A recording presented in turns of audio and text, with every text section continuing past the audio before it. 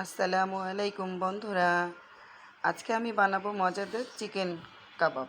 এই চিকেন কাবাবটা বানাতে খুবই সহজ এবং খুব অল্প উপকরণ দিয়েই তৈরি করে ফেলা যায় এই চিকেন কাবাবটা। চলুন তাহলে কীভাবে বানাই। আমি 1 কাপ বুটের ডাল নিয়েছি, এখানে 3-4 ঘন্টা ভিজিয়ে রেখেছিলাম।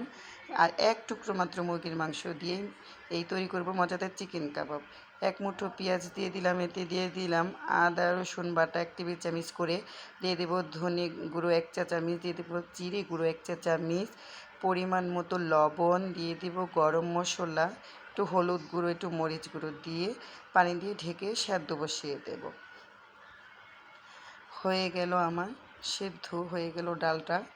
এখন আমি নেড়ে চেড়ে এই যে মশলাগুলো উঠিয়ে নেব। এটা মুখে পড়লে ভালো লাগবে না, আর এটা পুরোটা ড্রাই করবেন না। একটু একটু মাখো মাখো থাকলে, জুসি জুসি অবস্থা থাকলে কাবাবটা খেতে খুব ভালো লাগে।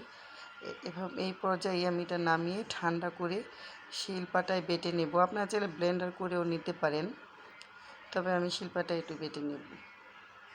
আমার এই ডালটা বেটে নিয়েছি দেখুন শিলপাটায়। এখন দিয়ে দেবো 1 মুঠো পেঁয়াজ, দিয়ে দেবো 1 টেবিল চামচ আদা বাটা, 1 টেবিল চামচ রসুন বাটা, স্বাদ মতো লবণ, দিয়ে দেবো 1 চা চামচ ধনে গুঁড়ো, 1 চা চামচ জিরে গুঁড়ো, দিয়ে দেবো হাফ চা চামচ কালো গোলমরিচের গুঁড়ো, দিয়ে দেবো 3-4টা কাঁচামরিচ কুচি আর কিছুটা ধনে পাতা। আপনারা চাইলে পুদিনা পাতাটাও দিতে পারেন, তবে আমার কাছে ধনে পাতাটাই ভালো লাগে তাই আমি এটা দিলাম, এটা অপশনাল।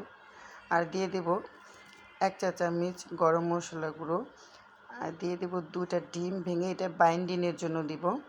আর 2 টেবিল চামচ সয়া সস, 1 টেবিল চামচ টমেটো সস, আর 1 টুকরো লেবু চিপে আমি এটার রসটা দিয়ে দিব।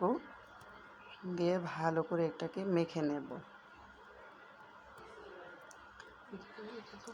আমার এখন মাখাটা হয়ে গেছে দেখুন, সম্পূর্ণ ভালো করে আমি মেখে নিয়েছি। এখন দিয়ে দিব 2 টেবিল চামচ ঘি, দিয়ে ভালো করে একটু মেখে নিয়ে গোল গোল বড়া কাবাব আকারে এগুলো আমি গরম তেলে ভেজে নেব। দেখুন মাঝারি সাইজের করে আমি এই কাবাবগুলো তৈরি করে নিয়েছি, এখন ভেজে নিতেছি। আমার কাছে এই মাখারিটা একটু ভিজে ভিজে মনে হয়েছে, তার জন্য আবার আমি 1 মুঠো ব্রেড ক্রাম্ব দিয়ে এগুলো একটু মেখে এই যে কাবাবগুলো আবার বানিয়ে নিলাম। দেখুন ভেজে নিতেছি কাবাবগুলো।